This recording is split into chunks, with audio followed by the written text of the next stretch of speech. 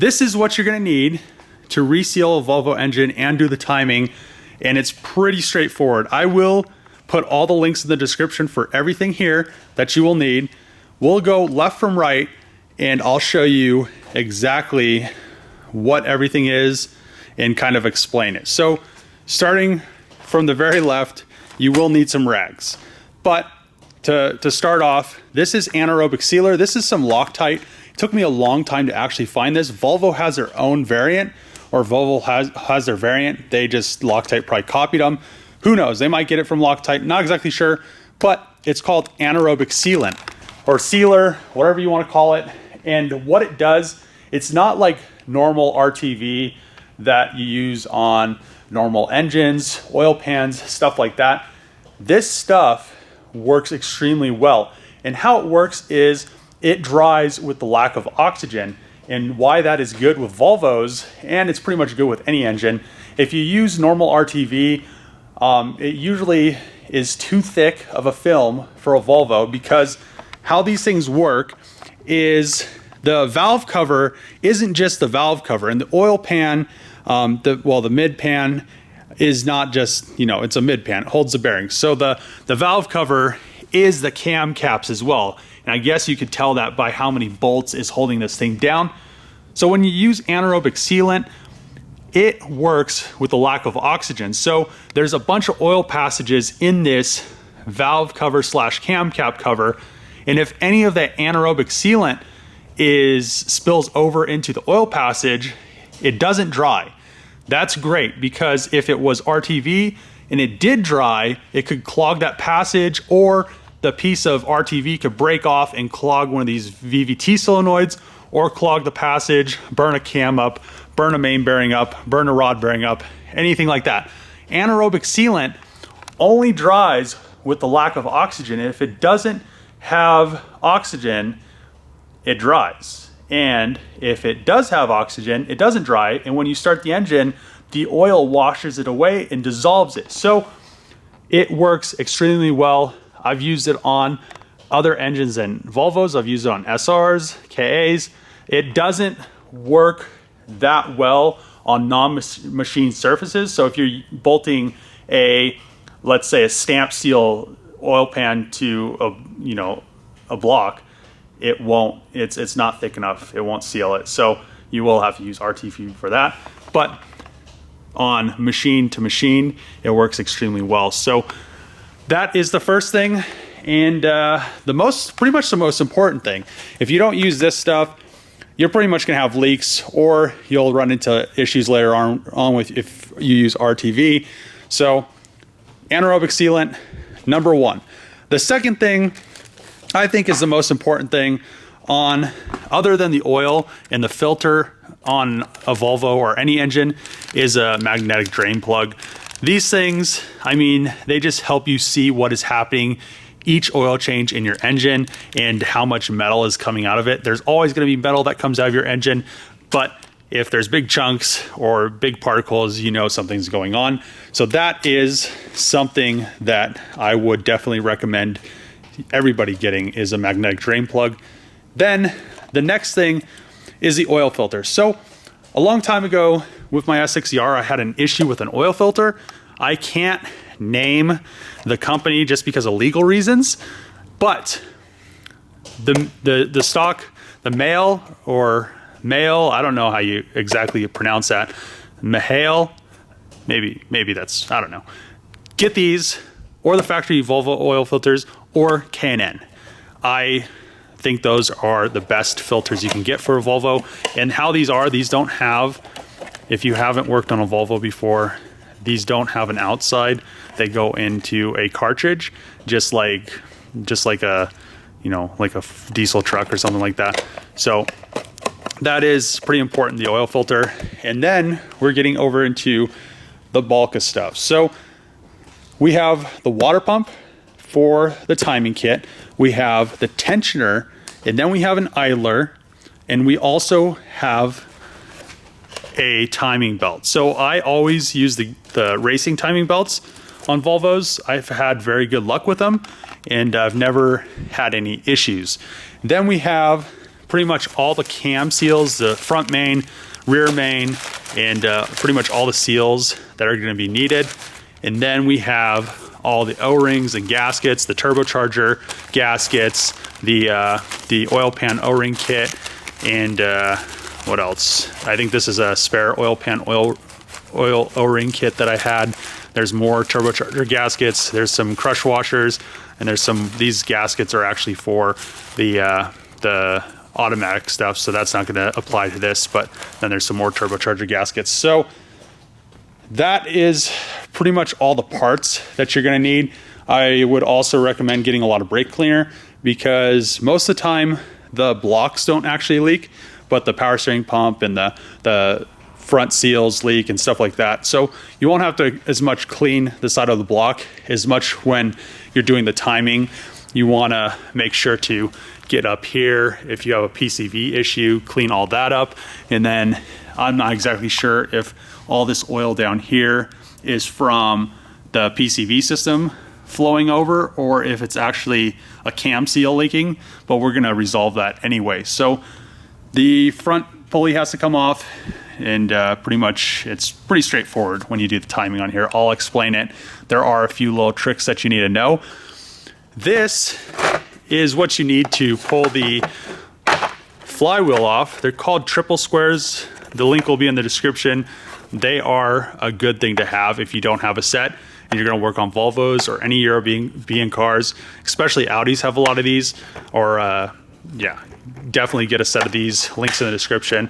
Then for the oil filter, to remove the cartridge or the cap, you need a special thing. You could use a big pair of vice grips, but I would recommend just getting this. It is actually pretty cheap. And then I have this right here, and this is a preset removal and torque wrench for the oil filter. So you torque it the exact amount every time, and I think it's set to 25 Newton meters or something. Well, it doesn't say, but I'll put the link in the description for this. This is a really nice tool to have, so you don't really have to worry about if your oil filter housing's too tight or not tight enough. Perfect every time. It's really good tool. It's preset torque, and that's pretty much everything you need.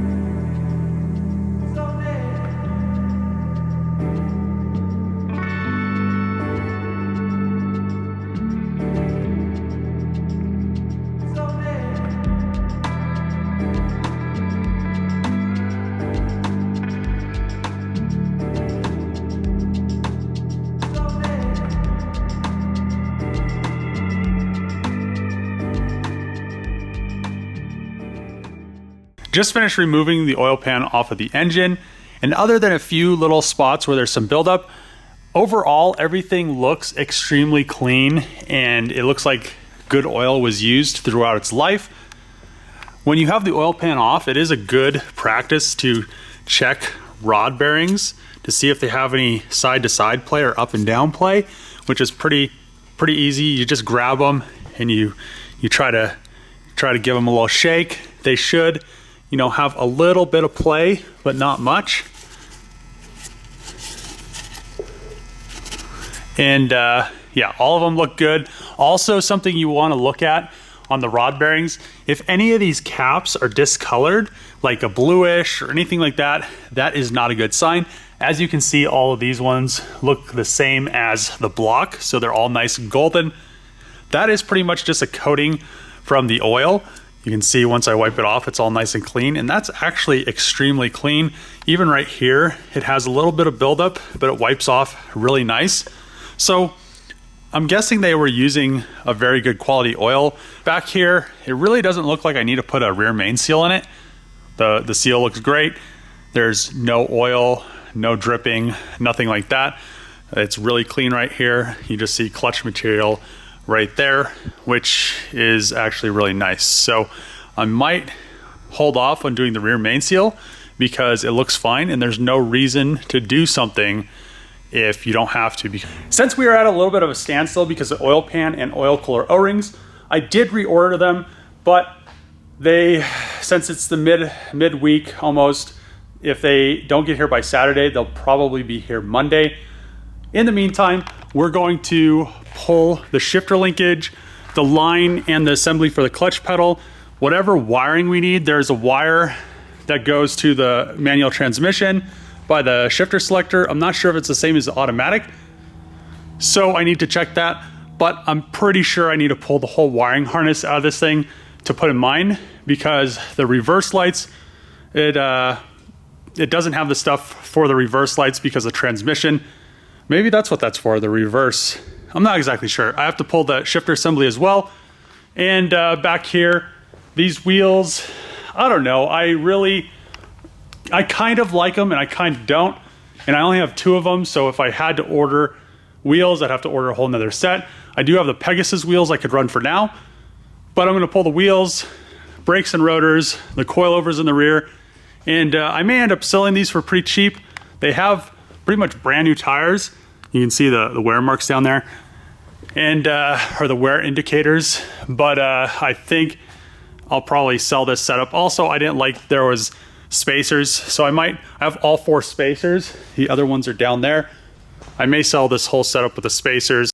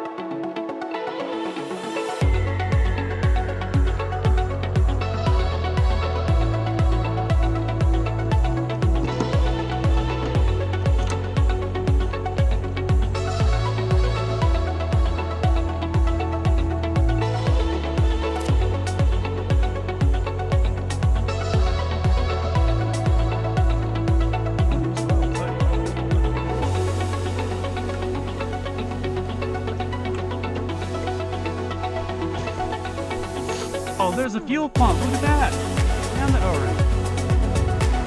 Oh man, I gotta turn this.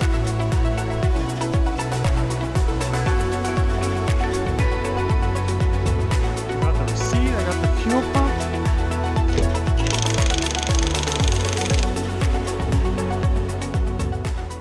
I just started disconnecting clutch pedal wiring, gas pedal wiring, all that stuff. I may not have to replace the interior harness. Everybody says that you have to, but the fact is this harness right here plugs into the transmission. Well, it plugs into the engine plugs into this, it plugs in the transmission. This is a manual harness. This plugs in to the body harness down there, which also this harness up here, this wire goes down to the gas pedal, the clutch pedal, neutral safety switch, all that stuff right there. Volvo is now completely stripped of all the stuff I think I need to manual swap the V70R. So what we have is, I'm not exactly sure if this is everything that I'm gonna need. If I swap it and certain things don't work, I might have to swap the whole body harness. I don't think I'm gonna need to do that, but this is the first time I'm doing this. And what I've seen on the internet, everybody says you have to swap the body harness or run wiring to the rear taillights. I don't think this is necessary, but we will see. So to start off, the shifter assembly for the manual transmission is the main thing that I needed. This is the plug I was talking about on the shifter assembly. That is for the reverse lights. So possibly, I mean, the automatics should have the same style or similar plug, similar wiring for the reverse lights. So I might be able to just plug it in, or I might be able to just pin it out so it works with the manual shifter. I'm guessing here, everything that I have read has said that you have to swap body harnesses. I don't think this is true, but I haven't done the swap before, and I guess we will see. Next, I have the pedal assembly. So this is the manual clutch pedal, brake pedal. Really, that's all you need. It's just an assembly, bolts in, and this has the sensor for the clutch neutral safety, I'm guessing is what it's for. It's right here. It connects to this ram right here, and it just like literally clips into it. It looked like it was just sitting on the firewall, but yeah, that's that right there. And then there's also the relay for the brake system, and then there's the wiring harness as well that goes into the engine bay, which is the main part that I think that you need for the manual swap. Besides the engine and transmission, or besides the transmission, the engine, you really don't need a manual engine. But this wiring harness right here, it has the one plug that plugs into the manual transmission, and then it also has, like I showed you before, this harness right here. This plugs into the clutch switch, and then pretty much that's probably going to be the only difference. So it looks like there's 3 plugs that really are important for the swap. Let's get this car out of here. I think that's going to wrap up this Volvo video. I really wanted to get the engine buttoned up, but that seal should be here in a couple days. So we will get that resolved once the seals come. And hopefully you guys like these videos. Make sure to click the subscribe button, throw a comment below, give the video a thumbs up, and as always, see you guys tomorrow.